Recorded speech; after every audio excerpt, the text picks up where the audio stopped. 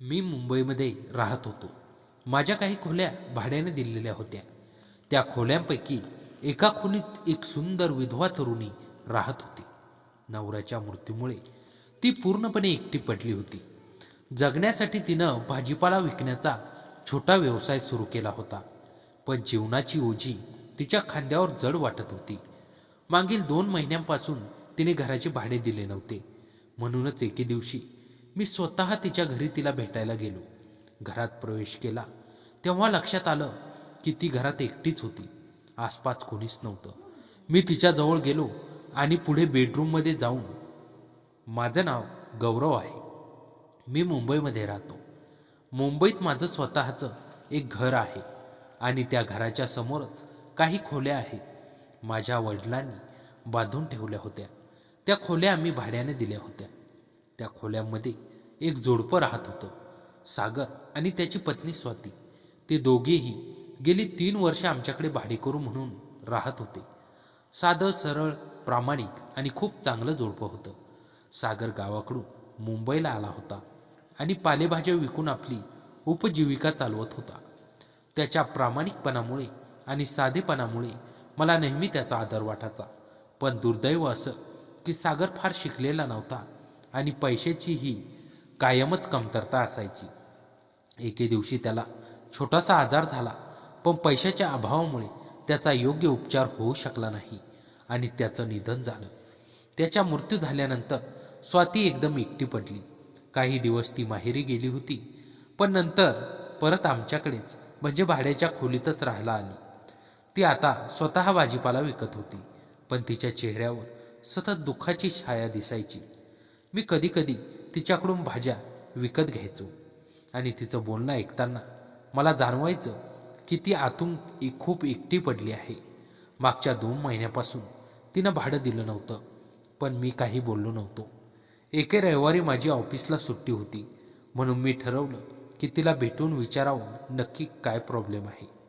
सकाळी 11 वाजता मी तिच्या दारावर टकटक केली. तिनं दरवाजा उघडला, मला पाहून नमस्कार केला आणि आत बोलावलं. खाटेवर बसायला सांगितलं आणि मला पाण्याचा ग्लास भरून दिला. मी पाणी पित असताना तिच्याकडे पाहून विचार करू लागलो, इतकी साधी पण सुंदर दिसणारी तरुणी ही सागरसारख्या माणसाला कशी मिळाली असेल? कदाचित नशिबाचा खेळच असावा.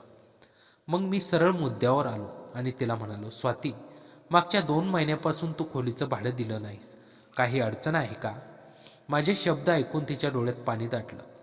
थरथरत्या आवाजात ती म्हणाली, साहेब, मागच्या 3-4 महिन्यापासून पालेभाज्यांचा धंदा बिलकुल चालत नाही. पैसे जमत नाहीत, म्हणून भाडं देण्यात उशीर झाला. जरा थोडं लेट दिलं तर चालेल का? मी शांत बसलो होतो, पण तिच्या डोळ्यातील वेदना मला जाणवत होत्या. ती पुढे म्हणाली, मी आता पालेभाज्या विक्रीचा धंदा बंद करते आहे. दुसऱ्याच्या घरी स्वयंपाक किंवा घरकाम काही काम मिळालं तर बरं होईल. तुम्हाला कुठे ओळखीचं आहे का? मिळालं तर सांगा. तिचं बोलणं ऐकून मला वाईट वाटलं. इतकी मेहनती प्रामाणिक स्त्री, पण आयुष्याने तिला फक्त संघर्षच दिला होता. मला वाटलं की ही इतकी विश्वासू आहे, आपण हिला आपल्याच घरी कामाला ठेवूया. त्यामुळे माझ्या आईलाही घरकामात मदत होईल आणि स्वातीलाही थोडं स्थैर्य मिळेल. मग मी हळू आवाजात म्हणालो, स्वाती, तुला बाहेर काम शोधायची गरज नाही. तू माझ्याच घरी काम करू शकतेस. माझ्या त्या वाक्यानं तिच्या चेहऱ्यावर एकदम आनंद चमकला. तिच्या डोळ्यात आशेचे किरण उमटले. मी लगेच पुढे म्हणालो, चल आपण आईला भेटून बोलूया. मग तिने घराला कुलूप लावलं आणि माझ्याबरोबर माझ्या बंगल्याकडे आली. माझा बंगला पाहून ती थोडी वेळ थबकली. कदाचित तिने एवढा मोठा बंगला आतून पाहिला नव्हता. ती काळजीपूर्वक माझ्या मागोमाग आत आली. तेवढ्यात आई हॉलमध्ये आली. आईने मला विचारलं, अरे गौरव, कोण आहे ही? तेव्हा स्वाती थोडी संकोचून हसली. मी आईकडे पाहून म्हणालो, आई, हिचं नाव स्वाती आहे. पाठीमागच्या काही महिन्यांपासून हिच्या भाज्यांचा दुकान फारसं चालत नाही, म्हणून आपण हिला घरच्या कामाला ठेवूया. त्यामुळे तिलाही मदत होईल आणि तुलाही. आई स्वातीकडे बघत होती आणि स्वातीच्या चेहऱ्यावर एक वेगळाच विश्वास सुमटला होता. जणू आशानं तिला पुन्हा एखादी संधी दिल्यासारखं वाटत होतं. आईला मी हळू आवाजात सांगितलं, आई, तू एकटीने घरकाम करतेस. तुझं वयही वाढत चाललंय. तुला त्रास होतोय म्हणून स्वातीला आपण इथं कामावर ठेवूया. आईने थोडा वेळ विचार करून म्हणाली, ठीक आहे, जर तुझा विचार असाच असेल तर बघूया. मग आईनं स्वातीकडे पाहत सांगितलं, स्वातीबाई, तुला रोज सकाळी आणि संध्याकाळी यावं लागेल. स्वयंपाक करावा लागेल, घर झाडून पुसून घ्यावं लागेल. एवढं केलं तरी पुरेसं होईल. तिने मान हलवत होकार दिला. तिच्या चेहऱ्यावर एक दिलासा दिसला आणि डोळ्यात पाणी दाटलं. ती माझ्याकडे पाहून हलक्या हसऱ्या चेहऱ्याने म्हणाली, साहेब, माझ्या यावर एवढी कृपा केली यासाठी मी तुमची आयुष्यभर ऋणी राहीन. मी तिच्याकडे पाहून हसलो आणि ती हळूहळू पाठमोरी होऊन आपल्या खोलीकडे परत निघून गेली. दुसऱ्या दिवसापासून स्वाती आमच्या घरी कामाला येऊ लागली. ती सकाळी लवकर यायची, घर झाडून पुसून घ्यायची, मग आईसोबत स्वयंपाक करायची. दुपारच्या वेळी आमच्या घराच्या पुढच्या बागेत पाणी घालायची, झाडांची निगा राखायची.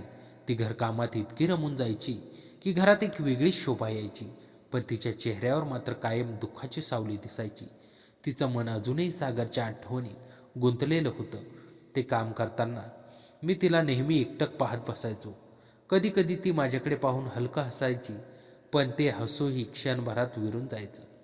अशा प्रकारे 3-4 महिने गेले आणि हळूहळू तिचं आणि आईचं खूप चांगलं जुळून आलं. आई तिला स्वतःच्या लेकीसारखी वागू लागली. तरी सुद्धा मी तिच्या डोळ्यातलं दुःख रोज अनुभवत होतो. त्या दुःखानं आता माझं मन अस्वस्थ व्हायला लागलं होतं. एके दिवशी मी माझ्या बेडरूममध्ये एकटा बसलो होतो. तेव्हा स्वाती माझ्यासाठी चहा घेऊन आली. मी तिच्याकडे पाहून हसलो. स्वाती, थोडा वेळ बस, मला तुझ्याशी काही बोलायचं आहे. तीही थोडी संकोचली, पण तरीही माझ्यासमोर बसली. मी तिच्या डोळ्यात बघत म्हणालो, मी तुला कित्येक दिवस पाहतो आहे, पण तू कधीच हसताना दिसत नाहीस. कायम तुझ्या चेहऱ्यावर दुःख दिसतंय. काय ग असं? माझे शब्द ऐकून ती शांत राहिली, पण तिच्या डोळ्यातून पाणी यायला लागलं. मी सौम्य आवाजात म्हणालो, स्वाती, मला माहिती आहे तुझ्या पतीच्या मृत्यूनंतर तू एकटी पडली आहेस, पण गेलेले परत येणार नाहीत. तू इतकी तरुण आहेस. तुला पुन्हा जगायला शिकायला हवं, स्वतःसाठी काहीतरी करायला हवं, आयुष्याला पुन्हा एक नवीन सुरुवात द्यायला हवी. स्वाती अश्रूंनी डोळे भरून माझ्याकडे पाहत म्हणाली, साहेब, माझे पती माझ्यावर खूप प्रेम करायचे. माझ्यासाठी तेच सगळे होते. आता ते नाहीत तर मी आनंदी कशी राहू? माझी परिस्थिती फार बिकट आहे. माझे आईवडील नाहीत. मामांनी माझं लग्न लावून दिलं होतं, पण आता माझा आधार देणार कोणीच नाही. आणि पुन्हा लग्न करायचं म्हटलं तर लोक हुंडा मागतात. कोण माझ्याशी लग्न करेल याची खात्री नाही. माझं मन हेलावून गेलं. तिच्या डोळ्यात वाहणारे अश्रू माझ्या मनात वेदना निर्माण करत होते. मी शांत बसलो होतो. तीही काही बोलली नाही. अचानक ती उठली आणि निघून जायला लागली. त्या क्षणी मला तिचा तो नाजूक हात हातात घ्यावासा वाटला. तिच्या डोळ्यांना पुसून तिला सांत्वन करावंसं वाटलं, पण मी माझ्या मनाला आवर घातला आणि तिला थांबवलं नाही. असेच दिवस जात राहिले. तिच्या दुःखानं माझं मन छळू लागलं. मला वाटू लागलं की जर एखाद्या विधवेला आपण आधार दिला, तिचा हात धरला, तर तिचं दुःख कमी होईल. एके दिवशी आई शेजारच्या मैत्रिणीकडे गेली होती. घरात मी आणि स्वाती दोघेच होतो. दुपारचे 3 वाजले होते. ती स्वयंपाक करत होती. थोड्या वेळाने स्वातीने चहा करून माझ्या खोलीत आणला. माझ्या मनात खूप काही बोलायचं होतं, पण शब्द अडखळत होते. मी माझ्या खोलीत बसून स्वातीकडे पाहत होतो. ती आज खूपच सुंदर दिसत होती. तिच्या चेहऱ्यावर एक निरागसता, तिच्या चालण्यात एक वेगळीच मोहकता होती. तिने माझ्यासाठी चहा आणून दिला. मी तो चहा बाजूला ठेवला, पण माझे लक्ष तिच्याकडेच होतं. ती पाठमोरी होऊन बाहेर जाण्यास निघाली. तेवढ्यात अचानक माझ्या मनानं मला थांबवलं. मी तिचा नाजूक हात हलक्या हाताने पकडला आणि तिला माझ्याकडे ओढलं. अचानक स्वाती माझ्या कुशीत आली. तिचे आणि माझे डोळे एकमेकांना भेटले. त्या क्षणी जणू वेळ थांबून गेला होता. तिच्या डोळ्यात मला वेदना, एकटेपणा, पण त्याबरोबर एक न बोललेली आपुलकी दिसत होती. मला त्या क्षणी जाणवलं की आज मला तिच्यावर खूप प्रेम झालं आहे. मी हळूहळू माझा चेहरा तिच्या चेहऱ्याजवळ नेला. तिचे गुलाबी ओठ माझ्या ओठांशी भेटले आणि माझ्या आयुष्यातली पहिली खरी भावना मला जाणवली. स्वाती थोडी घाबरली. ती उठून निघून जायला लागली, पण मी पुन्हा तिचा हात हातात धरला आणि प्रेमानं म्हणालो, स्वाती, थांब, इथे बस, मला तुझ्याशी काही बोलायचं आहे. ती शांतपणे माझ्यासमोर बसली, पण तिच्या डोळ्यात पाणी दाटलेलं होतं. मी तिच्याकडे पाहून मनातील सगळं उघड केलं. स्वाती, मला तू खूप आवडतेस. तू माझ्या घरात आल्यापासून माझ्या आयुष्याला नवा अर्थ मिळाला आहे. आधीच एकटेपण, पोकळी तू भरून काढली आहेस. तुझ्या येण्यानं माझ्या आईलाही घरकामात आराम मिळाला आहे. ती नेहमी तुझी स्तुती करते. पण फक्त आईसाठीच नाही, माझ्यासाठीही तू खूप महत्त्वाची झाली आहेस. माझं तुझ्यावर खरं प्रेम आहे. मला तू आयुष्यभरासाठी हवी आहेस. तू माझ्याशी लग्न करशील का? माझे शब्द ऐकून तिचे डोळे अश्रूंनी भरून आले. ती थरथरत म्हणाली, साहेब, तुम्ही खूप श्रीमंत आहात. तुमचं आणि माझं कसं काय जमू शकतं? माझ्याकडे स्वतःचं घरही नाही. मी गरीब आहे. माझ्याशी लग्न करून तुम्हाला काय मिळेल? तिचं बोलणं ऐकून मी तिचा हात घट्ट धरला आणि प्रेमानं म्हणालो, स्वाती, प्रेमात कधीच गरीब श्रीमंत असं काहीच नसतं. प्रेमाला भेदभाव नसतो. माझं तुझ्यावर मनापासून प्रेम आहे. मला तुझ्यासोबत साधं आयुष्य जगायचं आहे. मला फक्त तू हवी आहेस. माझ्या शब्दानं तिचं मन द्रवलं. तिनं डोळे मिटले आणि मला गच्च मिठी मारली. त्या मिठीत एक सुरक्षितता होती, एक दिलासा होता, जणू तिला आयुष्याला नवा आधार मिळाला होता. काही क्षण आम्ही दोघे एकमेकांच्या कुशीत होतो, एकमेकांचे अश्रू पुसत होतो, एकमेकांच्या ओठावर हलके चुंबन घेत होतो. त्या दिवसानंतर आमच्या नात्याला नवा जन्म मिळाला. दिवस पुढे सरू लागले. आमच्या प्रेमाचे क्षण वाढू लागले. साधारण महिनाभरानंतर मी आईशी बोललो. मी आईकडे हळूच म्हणालो, आई, मला स्वातीवर खरं प्रेम आहे. मला तिच्याशी लग्न करायचं आहे. आईनं काही वेळ विचार केला. तिच्या चेहऱ्यावर शांतता होती.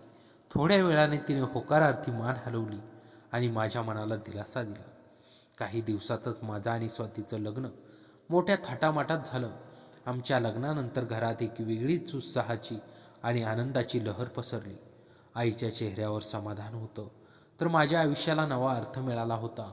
आता स्वाती माझ्या घरात सुखानं नांदते. मी आणि ती दोघे एकमेकावर मनापासून प्रेम करतो. तिच्या येण्याने आमच्या घराला खरं घरपण मिळालं. माझ्या आयुष्याला खरं सुख मिळालं. काही वर्ष सुखाने गेली. स्वाती आणि माझे नाते दिवसेंदिवस दृढ होत गेले. तिच्या येण्यामुळे घरात एक सुसंगतता निर्माण झाली होती. आईचं वय झालं होतं, पण स्वातीच्या काळजीमुळे तिला कोणतेच त्रास होत नव्हता. एक दिवस आईने मला एकट्यात घेऊन म्हटलं, गौरव, स्वाती खरोखर आपल्या घराची लक्ष्मी आहे. तिच्यामुळे या घरात जीवन आलंय. मला एक इच्छा राहिली आहे. तुमचं एक अपत्य या जगात यावं. माझ्या डोळ्यांनी माझा नातू किंवा नात पाहावं. मी हसून म्हटलं, आई, सगळं वेळीच होईल. पण आईच्या त्या शब्दांनी माझ्या मनातही एक विचार रुजला. एक संपूर्ण कुटुंब म्हणजे पालक आणि मुलं. स्वातीशी मी हा विषय काढला. ती थोडी गंभीर झाली. गौरव, मलाही इच्छा आहे. पण ती थांबली. पण काय? मी विचारलं. पण मला भीती वाटते. मी एक विधवा होते. समाज काय म्हणेल? तुमच्या इतक्या श्रीमंती घराण्यात माझ्यासारख्या स्त्रीचं मूल. तिचे डोळे पुन्हा भरून आले. मी तिच्या खांद्यावर हात ठेवून म्हटलं, स्वाती, आपण आता एक आहोत. तू माझी पत्नी आहेस. आपल्या आयुष्यातील निर्णय फक्त आपण दोघेच घेऊ. समाजाची भीती सोडून दे. तेवढ्यात दाराची बेल वाजली. जाऊन पाहतो तो एक अंथुरणाचा पार्सल आला होता. तो उघडला तर आतून एक सुंदर साडी आणि एक छोटंसं बॉक्स निघालं. बॉक्स उघडताना माझे हात कापत होते. आत एक सोन्याची साखळी होती आणि एक पत्र वाचलं. प्रिय गौरव आणि स्वाती, तुमच्या लग्नाला आम्ही उपस्थित राहू शकलो नाही, पण तुमच्या नव्या आयुष्याच्या सुरुवातीला ही छोटी भेट पाठवतोय. स्वाती, तू आमच्या घरात आलीस तेव्हापासून आईचं आयुष्य सुखी झालंय. तू आमच्यासाठी केवळ सून नव्हे तर लेकीसुद्धा आहेस. ही साडी आणि साखळी आईची तुझ्यावरची माया आहे. तू आमच्या कुटुंबाचा अविभाज्य भाग आहेस. आमच्या घरात नात्यांचा आधार प्रेम आहे, समाजाचे नियम नाहीत. आनंदात राहा, आई. स्वातीने ती साडी आणि साखळी पाहिली. तिच्या डोळ्यातून आनंद अश्रू ढाळले. आईने तिला मायेच्या भेटी दिल्या होत्या. त्या क्षणी तिला खरंच जाणवलं होतं की आता हेच तिचं खरं घर आहे. काही महिन्यानंतरची गोष्ट आहे. एका रविवारी सकाळी स्वातीची तब्येत काही बरी वाटत नव्हती. तिला चक्कर येऊ लागली होती. मी लगेच डॉक्टरकडे नेले. तपासणीनंतर डॉक्टर हसत म्हणाले, घाबरू नका, हिरवा निरोप आहे स्वाती. गर्भवती आहे. हे शब्द ऐकताच माझं अंतःकरण आनंदाने नाचू लागलं. मी स्वातीकडे पाहिलं. तिच्या चेहऱ्यावर एक अद्भुत प्रकाश पसरला होता. डोळ्यात आनंद अश्रू होते, पण अश्रू दुःखाचे नव्हते, तर एका नव्या जीवनाच्या आगमनाचे आनंदाचे होते. घरी आल्यावर आम्ही आईला बातमी सांगितली. तिच्या डोळ्यातील आनंद पाहून स्वाती म्हणाली, आई, हे सगळं तुमच्या आशीर्वादानेच शक्य झालंय. आईने तिला मिठी मारली. मुला, आता तू पूर्णपणे आमची झालीस. गर्भधारणेच्या काळात स्वातीने स्वतःची काळजी घेतली.